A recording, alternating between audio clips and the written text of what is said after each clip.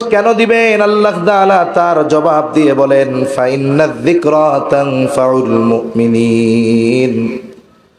কারণ ওয়াজ, নসিহত, উপদেশ এটা হলো মুমিনের জন্য উপকারী। এখন এটা উপকার কখন হয়? বলে ডাক্তার যেইভাবে প্রেসক্রিপশনে ওষুধ লিখে দেওয়ার পরে খাওয়ার নিয়ম নীতি যখন বলে দেয়, কোন রোগী যদি ডাক্তারের পরামর্শ অনুসরণ করে যথাযথভাবে ওষুধ সেবন করে, আশা করা যায় আল্লাহ তাআলা যদি চান এই ওষুধ তার অসুস্থতা দূরকরণের কারণ হতে পারে। কিন্তু সে যদি একটু নিজে চিন্তা করে, ডাক্তার আমাকে অ্যান্টিবায়োটিক দিয়েছে, প্রতিদিন রাতে একটা, 10 দিন খেতে হবে। ও চিন্তা করে 10 দিন সবর করার কি দরকার, 10টা তো খাইতেই হবে, একসাথে 10টা খাইয়া ফেলি। বলেন তো, ডাক্তারের পরামর্শ বাদ দিয়ে সে যদি নিজস্ব মন গড়া পদ্ধতিতে ওষুধ সেবন করে, ওই ওষুধ তার রোগ দূর হওয়ার কারণ না হয়ে এটা তার জীবন ধ্বংসের কারণ হয়ে যেতে পারে। ওয়াজ মাহফিল, উপদেশের মাধ্যমে মুমিনদের উপকার কখন হবে? বলে কয়েকটা বিষয় যদি ঠিক থাকে এর দ্বারা আমরা উপকৃত হতে পারবো। বলে 1 নম্বর, যারা আয়োজন করলো এদের যদি ইখলাস ঠিক থাকে। 2 নম্বর, যিনি বলবেন তার যদি ইখলাস ঠিক থাকে। 3 নম্বর, যারা শ্রবণ করবেন এদের যদি ইখলাস ঠিক থাকে, আশা করা যায় ওই মাহফিলের আয়োজক যারা, বলনেওয়ালা যারা, শ্রবণ করনেওয়ালা যারা, সকলেই কামিয়াব হয়ে যাবে। এজন্য আল্লাহ তাআলা আমাদেরকে ইখলাসের সাথে বলবার, শ্রবণ করবার তৌফিক দান করেন। জবান খুলে বলি আমিন। পবিত্র কোরআনুল কারীমে আল্লাহ তাআলা ওয়াজ করেছেন বেশি, বিধানাবলী সংক্রান্ত আয়াতের সংখ্যা 500। বাকি যত আয়াত আল্লাহ তাআলা ওয়াজ করেছেন, কখনো জান্নাতের ওয়াজ, কখনো জাহান্নামের ওয়াজ, কখনো বা অতীতের নবীদের ঘটনা বর্ণনা করার মাধ্যমে ওয়াজ, আবার বিভিন্ন বুজুর্গ ব্যক্তিদের ঘটনাও আল্লাহ তাআলা বর্ণনা করেছেন। অনেক অবাধ্য সম্প্রদায়ের করুণ পরিণতির কথা আল্লাহ বর্ণনা করেছেন। আবার অনেক বাধ্য সম্প্রদায়ের সফলতার সুসংবাদও আল্লাহ তাআলা দিয়েছেন। আবার ঘটনা বর্ণনা করতে গিয়ে আল্লাহ তাআলা বলেছেন আহসানাল কাসাস। আল্লাহ তাআলা কোন ঘটনাকে সর্বোত্তম ঘটনা হিসাবে অভিহিত করেছেন। এজন্য আল্লাহ তাআলা কোরআনে ওয়াজ করেছেন, ওয়াজ করার নির্দেশ আমার আপনার নবীজিকেও দিয়েছেন। আবার আমার আপনার নবীজিও আল্লাহ তাআলার আদেশ পালনার্থে সাহাবায়ে কেরামকে সামনে নিয়ে বারবার ওয়াজ করেছে। এখন তো সাধারণত আমরা জুমার দিন আমাদের সম্মানিত খতিব সাহেবরা কিছু বয়ান করেন, আবার এইরকম কিছু আল্লাহর বান্দা দ্বীনি মজমাত কষ্ট করে মেহনত করে ব্যবস্থা করে, আমরা আসি বলি আপনারা শুনেন। কিন্তু রাসূল সাল্লাল্লাহু আলাইহি ওয়াসাল্লাম আয়োজন করে ওয়াজ করতেন না, উনি যখনই সুযোগ পাইতেন তখনই ওয়াজ করতেন। যদি তিনি মদিনার বাইরে না থাকতেন, মদিনায় থাকতেন, প্রত্যেক নামাজের পরে সাহাবায়ে কেরামকে ওয়াজ করতেন। নবীজির সাথে সাহাবায়ে কেরাম পথ চলতেছে, নবীজি ওয়াজ করতেন। এমনকি ঘটনাক্রমে যদি এমন হতো নবীজির সাথে একজন ব্যক্তি আছে, মাত্র একজন, নবীজিও ওই একজন ব্যক্তিকে সমগুরুত্ব সহকারে ওয়াজ করতেন। যেমনটা ভরা মজলিসে ওয়াজ করতেন যেই গুরুত্ব নিয়ে, অনুরূপ সমগুরুত্ব নিয়ে একজন যদি নবীর সাথে থাকতো, নবীজি ওই একজনকেও সমগুরুত্ব সহকারে ওয়াজ করতেন। এই যে এত এত হাদিস উলামায়ে কেরাম বলেন, আমার আগে হযরত বয়ান করতেছিলেন যিনি, খুব সুন্দর আলোচনা করতেছিলেন। এই কথাগুলো নবীজির জবান দিয়া বাইর হইছে, এগুলো সব নবীর ওয়াজ। নবীর কি বলেন? ওয়াজ, নবীর কথা। সাহাবায়ে কেরাম শুনছে, ধারাবাহিকতার ক্রমান্বয়ে মুহাদ্দিসিনে কেরামের মাধ্যমে আমরা নবীজির ওয়াজ শুনতে পারতেছি।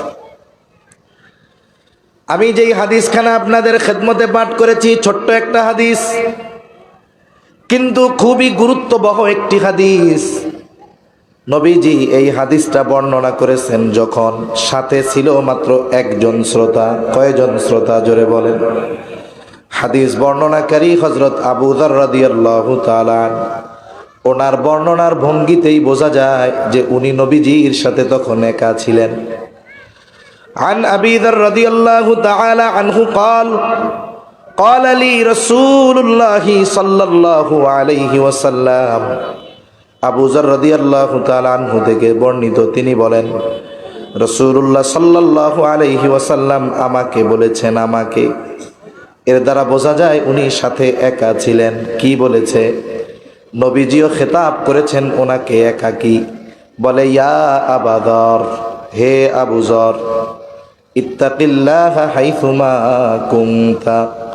নবীজি হযরত আবু যর রাদিয়াল্লাহু তাআলা আনহুকে উদ্দেশ্য করে তিনটা উপদেশ দিয়েছেন এই হাদিসের মধ্যে। এক নম্বর উপদেশ, আল্লাহর নবী বলেন, হে আবু যর, তুমি যেখানেই থাকো না কেন আল্লাহ তাআলাকে ভয় করবা। যেখানেই থাকি না কেন ভয় করতে হবে কাকে? তাকওয়া অর্জনের নির্দেশ নবীজি দিয়েছেন। আল্লাহ তাআলা কোরআনুল কারীমে বারবার তাকওয়া অর্জনের নির্দেশ দিয়েছেন। কথা কি বুঝতেছেন আপনারা? সজাগ আছেন তো? আবার এই টাইমে একটু গরম গরম ভাব, আরাম লাগে। আমার তো ঘুম ঘুম আসতেছে।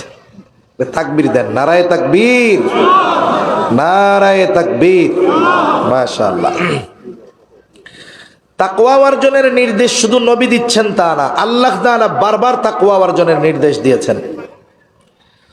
আল্লাহ তাআলা কোরআনুল কারীমের মধ্যে সমগ্র মানব জাতিকে উদ্দেশ্য করে তাকওয়া অর্জন করতে বলেছেন। আবার কোথাও কোথাও স্পেশাল ভাবে শুধু মুমিনদের উদ্দেশ্য করে তাকওয়া অর্জন করতে বলেছেন। প্রথমে একটু ক্ষমা চায় নেই, আসলে আমি অসুস্থ, প্রচন্ড কফ জমে আছে বুকের মধ্যে। কেমনে ঠান্ডা লাগছে আল্লাহ জানে, কিন্তু কথা বলতে কষ্ট হয়। আবার মাঝে মধ্যে গলা চুলকানি দিয়া কাশি উঠে, কাশি আবার উঠে বের হয়ে যায় না, খুসখুস করে আর কি। এজন্য আশা করি আপনারা এই অসুস্থতাকে বিরক্তির কারণ মনে করবেন না ইনশাআল্লাহ, কারণ সুস্থতা অসুস্থতা দেওয়ার মালিক কে? আল্লাহ। একটু মনে মনে দোয়া করবেন আল্লাহ যেন এই অদমকে সুস্থ করে দেয়। সম্মানিত উপস্থিতি, তাহলে আল্লাহ তাআলা কোথাও কোথাও সমগ্র মানব জাতিকে উদ্দেশ্য করে তাকওয়া অর্জনের নির্দেশ দিয়েছেন। আবার একই নির্দেশ স্পেসিফিক ভাবে আলাদাভাবে মুমিনদের উদ্দেশ্য করে আল্লাহ নির্দেশটা দিয়েছেন তাকওয়া অর্জনের। এই বিষয়টা আগে একটু আমরা জানি। আমরা জানি প্রত্যেকটা জিনিসের একটা সর্বনিম্ন স্তর আর সর্বোচ্চ স্তর আছে। তাকওয়ার সর্বনিম্ন স্তর হলো ঈমান আনা। তাকওয়ার সর্বনিম্ন স্তর কি? যে ঈমান আনছে, কোনো আমল করে না, সেও এক প্রকারের মুত্তাকি। এটা হলো তাকওয়ার সর্বনিম্ন স্তর। যখন আল্লাহ তাআলা সমগ্র মানব জাতিকে উদ্দেশ্য করে তাকওয়ার কথা বলেন, তাহলে বুঝতে হবে এখানে আল্লাহ তাআলা ঈমান আনার কথা বলেছেন। আবার যখন মুমিনদেরকে উদ্দেশ্য করে তাকওয়া অর্জনের কথা বলবেন, তখন বুঝতে হবে এখানে ঈমান আনার কথা বলা হয় নাই, বরং এখানে সর্বোচ্চ পর্যায়ের তাকওয়া অর্জনের নির্দেশ দেওয়া হয়েছে। সমগ্র মানব জাতিকে উদ্দেশ্য করে আল্লাহ তাআলা কোরআনে বলেছেন, ইয়া আইয়ুহান নাসুত্তাকু রাব্বাকুম, হে মানব সম্প্রদায়, তোমরা তোমাদের রবকে ভয় করো। এখানে উদ্দেশ্য কি? তোমাদের রবের প্রতি তোমরা ঈমান আনো। কারণ হিন্দু হোক, মুসলিম হোক, বৌদ্ধ হোক আর খ্রিস্টান হোক, এক কথায় যত প্রাণী আছে, যত প্রাণ আছে, সব সৃষ্টির রব যিনি, তিনি কে? খ্রিস্টানের রব আল্লাহ, হিন্দুর রব আল্লাহ, বৌদ্ধর রব আল্লাহ, মুসলমানের রব কে? সব কিছুর ব্যবস্থাপনা আল্লাহ তাআলাই গ্রহণ করেন সকলের জন্য। এখানে উদ্দেশ্য ঈমান আনা।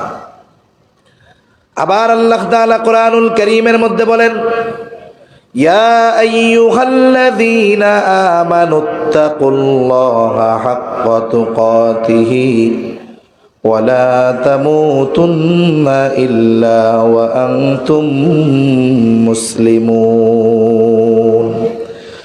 আল্লাহ রাব্বুল আলামিন বলেন, হে ঈমানদারেরা, তোমরা আল্লাহ তাআলাকে ভয় করো, ভয় করার মতো ভয় করো। ওয়ালা তামুতুন্না ইল্লা ওয়া আনতুম মুসলিমুন, তোমরা মুসলমান না হয়ে মৃত্যুবরণ করো না। এখানে আল্লাহ তাআলা তাকওয়া অর্জনের নির্দেশ দিয়েছেন মুমিনদেরকে। এখন প্রথম কথা হলো তাকওয়া কাকে বলে আর মুত্তাকি কে? আমি একটু বুজুর্গানে দিন মুহাক্কিক উলামা ইকরামের ভাষায় আপনাদের কথাটা বুঝাই। তাকওয়া শব্দের এক অর্থ হলো ভয় করা। তাকওয়া শব্দের এক অর্থ কি, জোরে বলেন? ভয় করা। সাধারণত সমাজের মানুষ অপর মানুষকে, মানুষ অন্য মানুষকে সাধারণত দুইটা কারণে ভয় করে। কয় কারণে? এক নাম্বার, সমাজের সবচাইতে খারাপ মানুষ যেটা সন্ত্রাসী, যেটা ডাকাত, অন্যেরটা মাইরা খায়, এই ধরনের খারাপ মানুষদেরকে সাধারণ মানুষ ভয় করে কি করে না? জোরে বলেন, করে কি করে না? যারা মনে করেন পাওয়ার পেয়ে এই পাওয়ারকে, ক্ষমতাকে অন্যায় কাজে ব্যবহার করে। অতীতে আমরা দেখছি যে ক্ষমতা পেয়ে ক্ষমতাকে অপব্যবহার এমনভাবে করছে যে ইসলামের বিরুদ্ধেও তারা শক্তি প্রয়োগ করেছে। ঠিক কিনা বলেন? আমরা এই ধরনের মানুষকে ভয় পাইতাম। কেন? বলে ও খারাপ হওয়ার কারণে। ঠিক কিনা? ওর খারাপির কারণে ওকে ভয় পাইতাম। আর এই ভয়ের মধ্যে কোনো সম্মান নাই। ওই রকম মানুষ দেখলেও আমরা অনেক সময় সালাম দিছি, কিন্তু মনে মনে কইছি আল্লাহ আল্লাহ গো, এই জালেমের জুলুম থেকে আমাদের বাঁচাও। সালাম দিয়া কইছি আসসালামু আলাইকুম, আপনার উপরে শান্তি বর্ষিত হোক। মনে মনে কি কইছি? আল্লাহ এগুলার থেকে আমাদের বাঁচাও, হেদায়েত দাও, নাইলে ধ্বংস করো।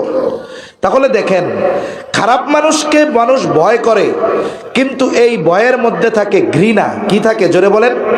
কোনো ভালোবাসা থাকে না। আবার মানুষ আরেকটা কারণে মানুষকে ভয় করে, বলে যেই মানুষটা সমাজের মধ্যে সবচাইতে ভদ্র, ভালো, সম্ভ্রান্ত, মুত্তাকি, পরহেজগার, একজন ভালো মানুষ, তাকেও মানুষ ভয় করে। একজন ভালো মানুষ আসতেছে, হাজী সাহেব, সমাজের একজন সম্ভ্রান্ত ব্যক্তি, কারোর সাথে খারাপ আচরণ করে না, কাউকে বকা দেয় না, কারোটা মেরে খায় না। দেখবেন ওই ব্যক্তি যখন আসে, তার সামনে যুবকরা অন্যায় করে না, অপরাধ করে না। যদি কেউ বিড়ি সিগারেট খায়, খাই সাথে সাথে ফালাই দেয়। আরেকজনকে ফালাই লিখেন, কই যে হাজী সাহেব আইতেছে, বেটা ভয় লাগতেছে। কই তোরে মারবো? বলে না, মারবে না। তাই ভয় পাস কেন? হ্যাঁ রে বেটা, উনি একজন সম্মানিত মানুষ না। তাহলে বোঝা গেল সমাজের সবচাইতে নিকৃষ্ট মানুষটাকেও মানুষ ভয় পায়, কিন্তু এই ভয়ের মধ্যে থাকে ঘৃণা। আবার দেখেন, ভালো মানুষটাকেও মানুষ ভয় পায়, বলে এই ভয়ের মধ্যে থাকে মহব্বত, আজমত আর ভালোবাসা। এখন বলেন, এই দুই ভয়ের মধ্যে তফাৎ আছে না নাই? অনেকে চায় মানুষ আমাকে ভয় করুক, কিন্তু ভয় করুক আপনি ওই রকম হন যেন আপনাকে ভয় করার সাথে সাথে মানুষ ভালোবাসে। আপনার অগোচরে যেন আপনাকে বকা না দেয়, আপনার জন্য যেন বরদোয়া না করে। যদি এই ধরনের সম্মান, ক্ষমতা অর্জন করা যায়, তাহলে আপনিও কামিয়াব। ঠিক কিনা বলেন? আল্লাহ তাআলাকে বান্দা ভয় করবে কেমনে? বলে আল্লাহর আজমতের দিকে খেয়াল রেখে আল্লাহ তাআলাকে বান্দা ভয় করবে। কেন আল্লাহকে ভয় করবে না?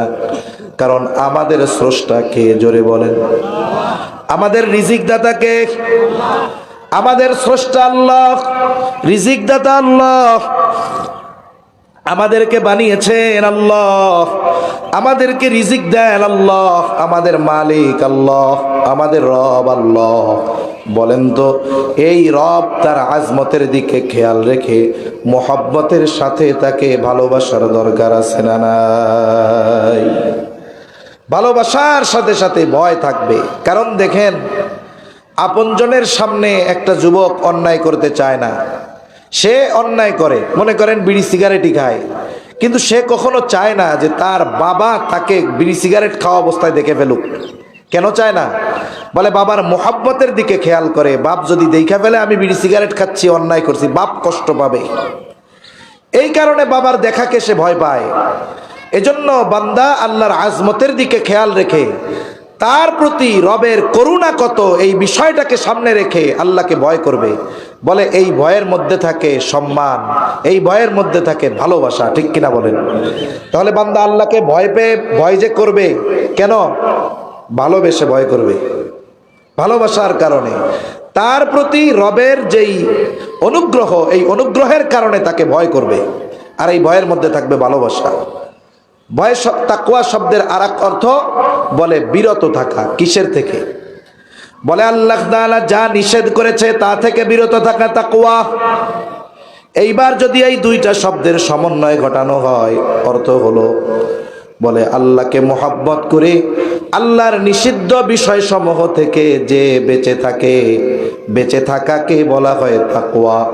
আর যে বেঁচে থাকে তাকে বলা হয় মুত্তাকি। তার মানে আল্লাহ তাআলা ঈমানদারদেরকে বলতেছেন, ও ঈমানদারেরা, আমার যত নিষেধাজ্ঞাবলী আছে তোমরা সকল নিষেধগুলো থেকে বেঁচে থাকো। তাহলে আল্লাহ তাআলা কোরআনে তাকওয়ার আদেশ দিয়েছেন। কোরআনুল কারীমের অন্যতম একটি বৈশিষ্ট্য, কোরআনে আল্লাহ তাআলা শুধু বান্দাকে কোনো বিষয়ের আদেশ দেন এমনটা নয়, বরং ওই আদেশ কেমনে বাস্তবায়ন করতে হবে সেটাও যিনি জানিয়ে দেন তিনি কে? জোরে বলেন না কে? সেটাও যিনি জানিয়ে দেন তিনি আল্লাহ। এটা দুই ভাবে হতে পারে। একটা হলো আদেশ করার পরে আল্লাহ তাআলা ওই আদেশ বাস্তবায়নের পদ্ধতি সুস্পষ্টভাবে বলে দেন। আরেকটা হলো আল্লাহ তাআলা পদ্ধতিটা সুস্পষ্টভাবে বলে দেন না। ভলিউমটা একটু ছাড়েন, একটু ভলিউমটা ছাড়েন। আর সব সুন্দর আছে মাশাআল্লাহ, আমার কষ্ট হইতেছে তো, নইলে সুন্দরই ছিল। আল্লাহ তাআলা এক নম্বর পদ্ধতি হলো সুস্পষ্টভাবে বলে দেন যে কাজটা আদেশ দিলাম এভাবে করবা।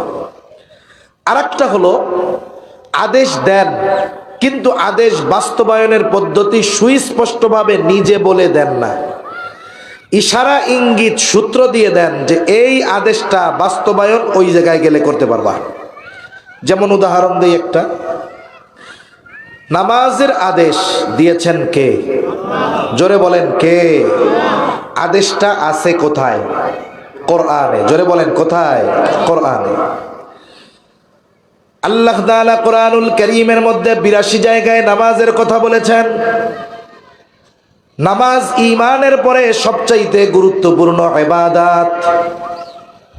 শুধু তাই না, নবীজি বলেন কিয়ামতের দিন বান্দার সর্বপ্রথম নামাজের হিসাব নেওয়া হবে। আউয়ালু মা ইউহাসাবু বিহিল আবদু ইয়াউমাল কিয়ামাতিস সালাহ। নবীজি বলেন কিয়ামতের দিন সর্বপ্রথম নামাজের হিসাব নেওয়া হবে। নবীজি বলেন যার প্রথম হিসাব সহজ হয়ে যাবে তার জন্য বাকি হিসাবগুলো যিনি সহজ করে দিবেন তিনি কে? এমন গুরুত্বপূর্ণ একটি ইবাদত নামাজ। নামাজের ফরজিয়াত কেউ যদি অস্বীকার করে তাহলে সে কাফের হয়ে যায়। আর নামাজ না পড়া এটা জঘন্য এক কবিরা গুনাহ, যেটাকে কুফুরির সাথে শামিল করা হয়েছে। মানে এত বড় কবিরা গুনাহ। স্বাভাবিক কবিরা গুনাহ যত আছে, বড় গুনাহ আর কি, এটা শুধু বড় গুনাহ না, এটা বড় গুনার মধ্যে আপার ক্লাসের বড় গুনাহ, নামাজ ত্যাগ করা। কিন্তু কেউ যদি নামাজ ছেড়ে দেয় ইচ্ছাকৃত, সে বেঈমান হয়ে যায় না, কিন্তু বড় ধরনের পাপ সে করে। এখন আসেন, নামাজের আদেশ আছে কোরআনে। এখন যদি সারা পৃথিবীর উলামায়ে কেরামকে কোরআনুল কারীম দিয়ে বলা হয় যে আপনাদের দায়িত্ব হলো নবীর হাদিস দেখতে পারবেন না, নবীর সুন্নাহ দেখতে পারবেন না, আমরা ফজরের 2 রাকাত নামাজ যেভাবে আদায় করি শুধুমাত্র কোরআন থেকে ওই 2 রাকাত নামাজের সব মাসলা মাসাইল গুলো বাইর করে দেন। কিয়ামত পর্যন্ত যদি হায়াত দেওয়া হয়, নবীকে বাদ দিয়ে, সুন্নাহ বাদ দিয়ে, হাদিস বাদ দিয়ে, কিয়ামত পর্যন্ত চেষ্টা করলেও শুধু কোরআন থেকে 2 রাকাত নামাজ পড়ার পদ্ধতি বের করা যাবে না। তাহলে নামাজের আদেশ দিয়েছেন আল্লাহ। বলে নামাজ কে শিখাবে? বলে মুহাম্মাদুর রাসূলুল্লাহ। ইঙ্গিত আল্লাহ কোরআনে অনেক জায়গায় দিয়ে দিয়েছেন। আল্লাহ তাআলা কোরআনুল কারীমে তার আদেশের আনুগত্য করতে বলেছেন। আল্লাহ তাআলা বলেন মাইয়ুতিইল্লাহ ওয়া রাসূলাহ, যে আল্লাহ এবং তার রাসূলের আনুগত্য করলো, আল্লাহর আদেশের আনুগত্য করলো, রাসূলের আদেশের আনুগত্য করলো। এখন দেখা যাবে কোরআনে আল্লাহ আদেশ করেছেন কিন্তু কোরআন থেকে ওই আদেশ বাস্তবায়নের পদ্ধতি নাই। আল্লাহ তাআলা বলেন গোলাম চিন্তার কোনো কারণ নাই, আমি আদেশ করেছি, এটা করার জন্য পদ্ধতি বলি নাই, চিন্তিত হও কেন। মাইয়ুতি'র রাসূল ফাকাদ আতা আল্লাহ। আল্লাহ তাআলা বলেন আমার আনুগত্য কিভাবে করবা? আল্লাহ বলেন যে আমার রাসূলের আনুগত্য করলো সে আমারই আনুগত্য করলো।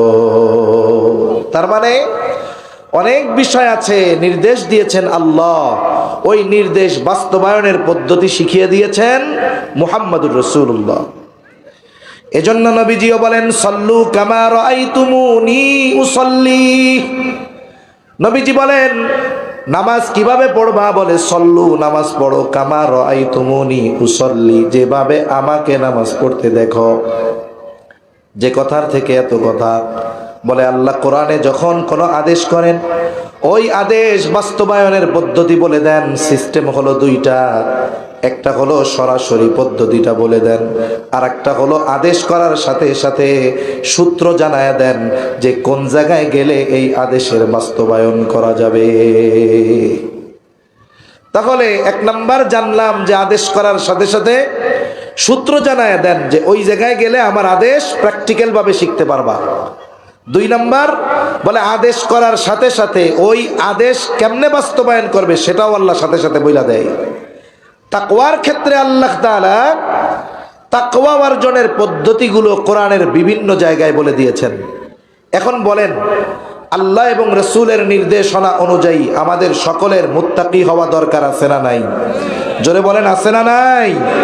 সেজন্য আমাদের জীবনের বড় একটি অংশ, গুরুত্বপূর্ণ অংশ মুত্তাকি হওয়া, আল্লাহকে ভালোবেসে তার নিষেধগুলো থেকে বেঁচে থাকা, আল্লাহকে ভয় করে তার নিষেধগুলো থেকে বেঁচে থাকা। কেমনে আমরা এই বিষয়টা অর্জন করতে পারি, এটার প্রসেসিং বা এটার পদ্ধতি বলে দিয়েছেন কে? আল্লাহ তাআলা এক জায়গায় বলেন, একটা দুইটা সিস্টেম নিয়ে আমরা আলোচনা করব। আল্লাহ তাআলা এক জায়গায় বলেন ইয়া আইয়ুহাল্লাযীনা আমানুত্তাকুল্লাহ। আল্লাহ তাআলা বলেন হে ঈমানদারেরা তোমরা আল্লাহ তাআলাকে ভয় করো।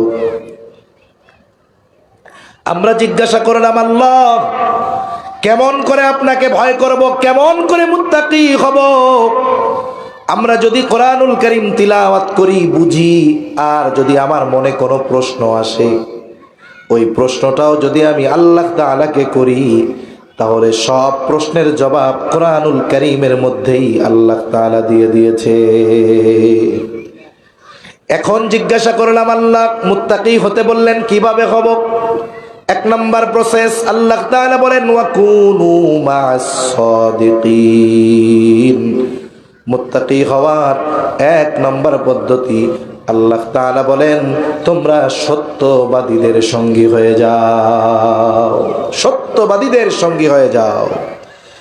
রাসূল আকরাম সাল্লাল্লাহু আলাইহি ওয়াসাল্লাম নবুয়তির বহু আগে কাফেরদের থেকে যেই উপাধিগুলো পেয়েছিলেন এর মধ্যে একটা হলো আল আমিন, আমার ভাই আগে এই বিষয়ে আলোচনা করতেছিলেন। আর একটা হলো আস-সাদিক, সত্যবাদী। আমার আপনার নবী গোটা হায়াতে কোনোদিন একটা মিথ্যা কথা বলেন নাই, সুবহানাল্লাহ বলেন। গোটা হায়াতে একটা মিথ্যা কথা বলেন নাই। আল্লাহ তাআলা সত্যবাদিতার এই গুণকে আল্লাহ তাআলা বেশি ফোকাস করেছেন। কেন? বলে একটা মানুষ তখনই প্রকৃত সত্যবাদী হতে পারে যখন তার মধ্যে বাকি সমস্ত ভালো গুণগুলো অন্তর্ভুক্ত থাকে। একটা মানুষ সাদিক বা সাদিকিনদের অন্তর্ভুক্ত হওয়ার জন্য তাকে আবেদিন হওয়া লাগে, তাকে যাকিরিন হওয়া লাগে। তার মানে সমস্ত ভালো গুণ তার মধ্যে থাকে, এই কারণেই সে সত্যবাদীদের অন্তর্ভুক্ত হয়। যেমন একটা উদাহরণ দিই, আসলে সাদিকিন কারা? আল্লাহ তাআলা আবেদিন বলেন নাই যে ইবাদতকারীদের সঙ্গী হও, আল্লাহ যাকিরিন বলেন নাই যে জিকির করনেওয়ালাদের অন্তর্ভুক্ত হও, আল্লাহ বলেছেন সাদিকিনদের অন্তর্ভুক্ত হও। কেন? বলে সাদিকিন যারা তাদের মধ্যে ওই জাকেরের গুণও আছে, ইবাদতের গুণও আছে, দান সাদাকার গুণও আছে, সবগুলো তার মধ্যে আছে। যেমন একটা গল্প বলি, এক এলাকায় একেবারে প্রত্যন্ত অঞ্চল, আগের মুরব্বীরা যারা আছে এখনো অনেকে মনে করে ম্যাট্রিক আইএ পাস করলে এই লোকটা অনেক শিক্ষিত। এই কারণে একটা সময় গ্রামে যদি কেউ শুনতো 5 গ্রাম পরে একটা ছেলে 2টা লেটার নিয়ে বা 3টা লেটার নিয়ে আইয়া পাস করছে, 5 গ্রাম দূর থেকে ওই লোকরে দেখতে যাইতো যে ম্যাট্রিক পাস করছে, ওরে বাবা কত বড় শিক্ষিত মানুষ। এখন ওই রকম এক গ্রাম, ওই গ্রামের একজন ছেলে শহরে গিয়ে সে উচ্চ শিক্ষায় শিক্ষিত হয়েছে, আইএ পাস করছে, এরপরে ঢাকা ইউনিভার্সিটিতে অনার্স করছে, মাস্টার্স করছে, সাথে সাথে বিসিএস কমপ্লিট করছে, আবার পিএইচডিও করছে, ডক্টরেট সম্পন্ন করছে। এখন যখন গ্রামে আসছে, আশেপাশের জেলায়ও এত বড় শিক্ষিত মানুষ নাই, সবাই দলে দলে দেখতে আসছে যে এই গ্রামের না এই এলাকার সবচাইতে বড় শিক্ষিত মানুষ। ওই মুরব্বিও দেখার জন্য গেছে। সবাই কুশলাদি জিজ্ঞাসা করার পরে যার যার মতো চলে গেছে, মুরব্বি এক পাশে দাঁড়ায় আছে। লোকটা এখন মুরব্বিকে জিজ্ঞাসা করে, বাবা আপনি কিছু জানতে চান, কিছু বলবেন? বলে, হ্যাঁ বাবা, একটা কিছু জানার দরকার আমার। তা আপনার ব্যাপারে শুনলাম আপনি অনেক শিক্ষিত মানুষ, অনেক বড় শিক্ষিত, তা আপনি কি কি লেখাপড়া করছেন? উনি বলতেছে যে আমি ঢাকা ইউনিভার্সিটি থেকে অনার্স করেছি, মাস্টার্স করেছি, পিএইচডি করেছি, সাথে সাথে বিসিএস কমপ্লিট করে একটা বড় সরকারি চাকরি করতেছি এখন। গ্রামের মানুষ, উনি কি বুঝে আইএ পাস করলে বড় শিক্ষিত? এখন উনি জিজ্ঞাসা করতেছে, বাজান একটা কথা জিজ্ঞাসা করি আপনারে? হ্যাঁ করেন। আপনি এত লেখাপড়া করলেন ঠিক আছে, কিন্তু আপনি কি ম্যাট্রিক আইএ পাস করছিলেন? এখন আমার এখন তো যেই ব্যক্তি বলবে যে আমি আইএ পাস, এরা যদি জিজ্ঞাসা করি তুমি ম্যাট্রিক পাস করছিলা, এটা কি হইল? তার মানে বোঝা গেল যিনি মাস্টার্স করতেছেন তিনি অনার্স কমপ্লিট করছেন বিদায়ী তো করতে পারতেছেন, নাহলে তো পড়ারই সুযোগ পাইতেন না। তার মানে একটি গুণ উল্লেখ করলে বাকিগুলো এর মধ্যে এমনিতেই পাওয়া যায়। যেমন একজন মুফতি সাহেব, আমি যদি তারে জিজ্ঞাসা করি আপনি কি লেখাপড়া করছেন, কথার কথা সে বলল আমি মুফতি অমক, তা তারে যদি কেউ জিজ্ঞাসা করে, বুঝলাম আপনি মুফতি হইছেন, কিন্তু মৌলানা হইছিলেন নাকি? এ কি কথা হইল?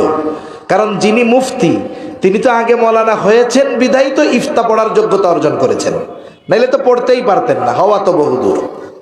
এজন্য যারা মূলত সাদিকিনদের অন্তর্ভুক্ত যারা, তাদের মধ্যে বাকি সমস্ত ভালো গুণ থাকে। এখানে একটা জিনিস শিক্ষণীয়, অনেক যুবক ভাইরা আছেন যে দেখেন সঙ্গর একটা প্রভাব যে আছে আল্লাহ এটা জানিয়ে দিয়েছেন। মুত্তাকি হতে হলে সঙ্গ নিতে হবে কাদের? বলে সত্যবাদীদের। গ্রামের ভাষায় একটা কথা বলে, সঙ্গ দোষে লোহা বাসে। আবার আরেকটা কথা আছে বলে, সৎ সঙ্গ স্বর্গবাস, অসৎ সঙ্গ সর্বনাশ। আপনি যদি আপনার চরিত্রকে উন্নত করতে চান, আপনি কার সাথে মিশবেন, কাকে বন্ধু বানাবেন? মনে করেন আপনার চারিত্রিক লেভেল হলো এইখানে, আপনার চারিত্রিক লেভেল কি এইটা। এখন আপনি যদি আপনার চরিত্রকে ডেভেলপ করতে চান, তাহলে অবশ্যই আপনাকে বন্ধু বানাতে হবে যে চারিত্রিক দিক দিয়ে আপনার চাইতে অনেক উপরে। তাহলে কি হবে? বলে ওই উঁচু চরিত্রওয়ালার সাথে মেশার কারণে আপনার চারিত্রিক উন্নতি সাধিত হবে। আবার আপনার চরিত্র এই জায়গায় আপনি যদি বন্ধু বানান আপনার নিচের কাউকে, অবশ্যই অবশ্যই আপনার চরিত্র ডেভেলপ হবে না, আপার হবে না, বরং ওটা সময়ের সাথে সাথে আরো ডাউন হয়ে যাবে। এখন আপনি যদি বেনামাজিকে বন্ধু বানান, আপনি নামাজি, এক সময় দেখবেন আপনার নামাজ ছোটা শুরু হয়ে গেছে, কিন্তু আপনি বেনামাজি, বন্ধু বানাইছেন নামাজি রে, তাহলে কি হবে দেখবেন আপনি অনিচ্ছায় ওর সাথে মসজিদে যাইতেছেন, আস্তে আস্তে আপনার চরিত্র আরো উন্নত হচ্ছে। এজন্য ব্যক্তিগত জীবনে, প্রফেশনাল লাইফ বলেন আর সাধারণ জীবন বলেন, এখানে সঙ্গর একটা দারুণ প্রভাব থাকে। মুত্তাকি হওয়ার জন্য যেমন সাদিকিনদের সঙ্গী হতে হয়, সঙ্গর কারণে অনেকে অনেক গুণ অর্জন করে। গ্রাম অঞ্চলে এখনো অনেক ডাক্তার আছে, আসলে ও 8 পাস কিন্তু নাম হয়ে গেছে ডাক্তার। বলে কেন হয়েছে? বলে ও একজন অভিজ্ঞ ডাক্তারের তত্ত্বাবধানে 10-15 বছর থাকার পরে এত এক্সপিরিয়েন্স অর্জিত হয়েছে তার, যে এখনকার সময়ের এমবিবিএস ডাক্তার তার কাছে গেলে সে রোগ নির্ণয় করতে পারে না, কিন্তু 8 পাস ডাক্তারের কাছে গেলে কি জানি ওষুধ লিখে দেয়, ভালো হয়ে যায়। আছে না এরকম? অর্জন করছে কিসে? লেখাপড়া করে নাকি সোহবতের কারণে? এজন্য ব্যক্তিগত জীবনে বন্ধু নির্বাচনের ক্ষেত্রে আমাদের যুবক ভাইদের সতর্ক হতে হবে। আপনি স্কুল, কলেজ, ইউনিভার্সিটি যেখানেই পড়েন না কেন, ফ্রেন্ড হবে, একটা সার্কেল হবে, কিন্তু আপনার টার্গেট থাকবে আমার সার্কেলটা যেন দিনদার হয়, আমার বন্ধুরা যেন নামাজি হয়, যাতে আমি তাদের সাথে থেকে আমিও নামাজি হতে পারি। আমার বন্ধুরা যেন স্মোকার না হয়, নেশাগ্রস্ত না হয়, তাহলে কি হবে, আমি তাদের সাথে থেকে ভালো থাকতে পারবো। আমার বন্ধুরা যেন ইফতিজার না হয়, তাহলে কি হবে, আমার ক্যারেক্টার তাদের সাথে থাকার কারণে ভালো থাকবে। এজন্য বন্ধু নির্বাচন করা এটা গুরুত্বপূর্ণ একটি বিষয়। অভিভাবক যারা আছে, সময়ের সাথে সাথে বাচ্চারা বন্ধু নির্বাচন করবে, বন্ধু হবে, এটা ঠেকাতে পারবেন না। কিন্তু আমাদের দায়িত্ব কি, যে আমাদের দায়িত্ব হলো এই বন্ধুত্বের কানেক্টটা একটা ভালো ছেলের সাথে জুড়িয়ে দেওয়া, যে আমার ছেলেটা বন্ধু হিসাবে ওকে গ্রহণ করুক, তাহলে ওর থেকে আমার ছেলে ভালো কিছু শিখতে পারবে, আমার ছেলের ক্যারেক্টার উন্নত হবে, আমার ছেলে দুশ্চরিত্রবান হবে না। এই জন্য সংস্পর্শতা, সঙ্গী নির্বাচন, বন্ধু নির্বাচনের বড় একটা ভূমিকা এটা আছে। তাহলে আল্লাহ তাআলা বললেন সাদিকিনদের সঙ্গী হয়ে যাও। 2 নাম্বার আরেক জায়গায় আল্লাহ তাআলা বলেন ইয়া আইয়ুহাল্লাযীনা আমানুত্তাকুল্লাহ। আল্লাহ তাআলা বলেন হে ঈমানদারেরা, তোমরা আল্লাহ তাআলাকে ভয় করো। এরপরে আমরা জিজ্ঞাসা করলাম, আল্লাহ কেমন করে আপনাকে ভয় করব, মুত্তাকি হব?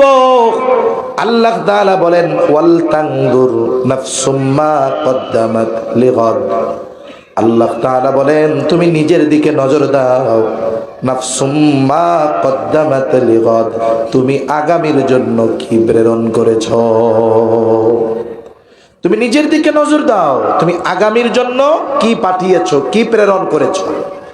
এখন আসেন, আগামী মানে হলো ভবিষ্যৎ। আগামী মানে কি, জোরে বলেন? ফিউচার। আপনারা কি কথা বুঝতেছেন? কষ্ট হইতেছে না তো আপনাদের? আগামী মানে তো ভবিষ্যৎ। সাধারণত ভবিষ্যৎ 2 প্রকারের হয়। কয় প্রকার? একটু জোরে বলেন, কয় প্রকার? 2 প্রকার। 1 নাম্বার অনিশ্চিত ভবিষ্যৎ, 2 নাম্বার সুনিশ্চিত ভবিষ্যৎ। আল্লাহ তাআলা এখানে সুনিশ্চিত ভবিষ্যতের কথা বলেছেন, অনিশ্চিত ভবিষ্যতের কথা বলেন নাই। কিন্তু আমরা অনিশ্চিত ভবিষ্যৎ নিয়ে বড় চিন্তিত। আমাদের চিন্তার বড় কেন্দ্রবিন্দু হলো অনিশ্চিত ভবিষ্যৎকে নিয়ে। অনিশ্চিত ভবিষ্যৎ কোনটা একটু খেয়াল করেন। মনে করেন একটা ছেলে 20 বছর বয়সে সরকারি চাকরি পেল। সে চাকরি করতে পারবে কত বছর পর্যন্ত? বলে 62 বছর পর্যন্ত চাকরি করতে পারবে। এই ছেলেটা যখন চাকরি শুরু হলো, সরকার যখন তাকে প্রতি মাসে বেতন দিবে, বলেন তো বেতনের পূর্ণ টাকাই তাকে দিয়ে দেয় নাকি কিছু টাকা কেটে রাখে? কিছু টাকা কেটে রাখে। আজান দিচ্ছে নাকি? আজান দিয়ে দেবে না? আচ্ছা ঠিক আছে। এই মসজিদে কয়টায় নামাজ? এখানেও 4টায় না? আমি 4টার 5 মিনিট আগে শেষ করে দিই। আচ্ছা, আমরা এখানে নামাজ, বসেন সবাই, আলোচনা শেষ। নামাজ এইখানেও 4টায় হবে। আমরা 5 মিনিট আগে শেষ করব। আমার ঘড়িতে 48 বাজে, 7-8 মিনিটের মধ্যে শেষ করে দিব। তাহলে আল্লাহ তাআলা মূলত সুনিশ্চিত ভবিষ্যতের কথা বলেছেন, অনিশ্চিত ভবিষ্যতের কথা নয়। এই যে চাকরিজীবী চাকরি করে, প্রতি মাসে তার বেতন থেকে কিছু টাকা কাটা হয়, সেও কিছু টাকা আবার জমায়। কেন জমায়?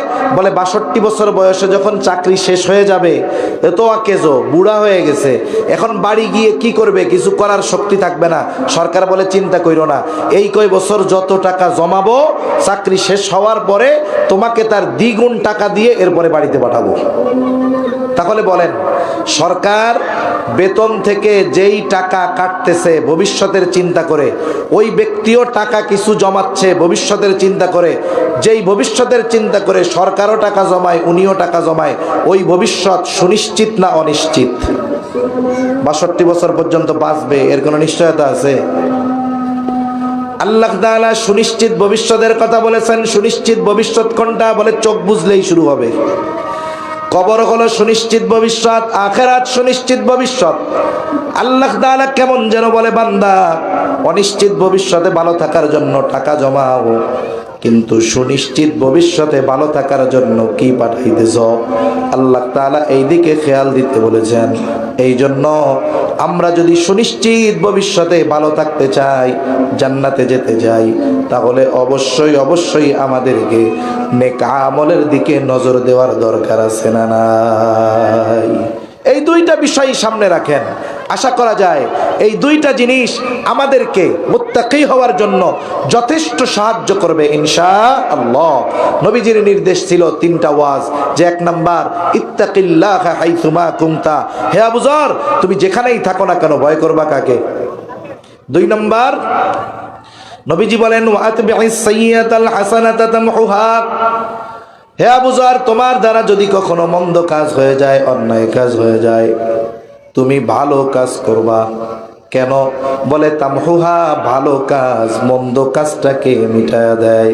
আল্লাহ তাআলাও বলেন ইন্নাল হাসানাতি ইউযহিবুনাস সাইয়্যাত, আল্লাহ তাআলাও জানায় দেন ভালো কাজ মন্দ কাজকে মিটায়া দেয়। তিন নাম্বার নবীজি বলেন ওয়া খালিকিন নাসা বিখুলুকিন হাসানিন, মানুষের সাথে তুমি সদাচরণ করবা। এখন বিষয় হলো মানুষের সাথে সদাচরণ কে করে? বলে যার চরিত্র ভালো সে করে। আমি যদি নিজে উত্তম চরিত্রের অধিকারী না হই, তাইলে মানুষের সাথে আমি ভালো ব্যবহার করতে পারবো? পারবো না। অথচ দেখেন এই উত্তম চরিত্র অর্জন করা কতটা জরুরি। আবু হুরায়রা রাদিয়াল্লাহু তাআলা আনহু থেকে বর্ণিত হাদিস, নবীজি বলেন, প্রশ্ন করা হচ্ছে নবীজিকে কিয়ামতের দিন মিজানে সবচাইতে ওজন হবে কোন আমল? নবীজি নামাজের কথা বলেন নাই, রোজার কথা নবীজি বলেন নাই, হজের কথা বলেন নাই, যাকাতের কথা বলেন নাই। নবীজি বললেন মিজানের মধ্যে সবচাইতে ওজন হবে সচ্চরিত্র। এজন্য আমরা আমাদের চরিত্রকে উত্তম চরিত্রে পরিপূর্ণ করব। কি কাজ করা যাইতে পারে চরিত্রকে উন্নত করতে হলে? আমাদের হোম স্টাডি দরকার, গ্রুপ স্টাডি দরকার নবীজির সিরাত নিয়ে। আমরা নবীজির সিরাত নিয়ে আলোচনা করব, পাঠচক্র করব, পড়ায় অভ্যস্ত হব। বাসায় যাব, একটা সিরাতের কিতাব থাকবে, পরিবারের সবাইকে নিয়ে আমরা একটু একটু পড়ব। বন্ধুদের সার্কেল আছে, আপনারা অফিসে বসেন, আপনাদের আড্ডা দেওয়ার জায়গা আছে, ওইখানে সিরাতের কিতাব রাখেন, একটু পড়েন 10 মিনিট, যে নবীজি কেমন রাজনীতিবিদ ছিলেন, নবীজি কেমন দয়াদ্র ব্যক্তি ছিলেন, নবীজি প্রতিবেশীর সাথে কেমন আচরণ করেছেন, নবীজি আত্মীয় স্বজনদের সাথে কেমন আচরণ করেছেন, নবীজি বড়দের সাথে কেমন ব্যবহার করেছেন। এগুলো যদি আমরা পড়ি, এটা আমাদের মধ্যে ঢুকবে এবং ওই কথাগুলো এক সময় বাস্তব জীবনে প্রয়োগ করা আমাদের দ্বারা সক্ষম হবে। ঠিক কিনা বলেন? এজন্য এই তিনটা বিষয় নবীর নসিহত, যেখানেই থাকি না কেন ভয় করব কাকে? আল্লাহ তাআলাকে। মন্দ কাজ যদি হয়েই যায়, হতেই পারে, সাথে সাথে ভালো কাজ করব। কেন? বলে ভালো কাজ মন্দ কাজকে মিটায় দেয়। এরপরে বলে যে মানুষের সাথে ভালো ব্যবহার করব, যিনি বড় তার সাথে তাকে সম্মান করব, শ্রদ্ধা করব, যিনি ছোট তাকে আমরা স্নেহ করব, প্রতিবেশী যারা আছে এদের হকের দিকে খেয়াল রাখবো, পিতামাতার হকের দিকে খেয়াল রাখবো, আত্মীয় স্বজনের হকের দিকে খেয়াল রাখবো। এগুলো সদাচরণের অন্তর্ভুক্ত। আল্লাহ তাআলা আমাদের সকলকে নবীজির এই গুরুত্বপূর্ণ ওয়াজগুলোর উপরে আমল করবার তৌফিক দান করেন। জোরে বলি আমিন। ওয়া আখিরু দাওয়ানা আনিল হামদুলিল্লাহি রাব্বিল আলামিন। দুরূদ শরীফ পড়ে একটু সংক্ষিপ্ত দোয়া করে যাই। আল্লাহুম্মা সাল্লি আলা মুহাম্মাদ ওয়া আলা আলি মুহাম্মাদ কামা সাল্লাইতা আলা ইব্রাহিম ওয়া আলা আলি ইব্রাহিম ইন্নাকা হামিদুম মাজিদ। আল্লাহুম্মা বারিক আলা মুহাম্মাদিন ওয়া আলা আলি মুহাম্মাদ কামা বারাক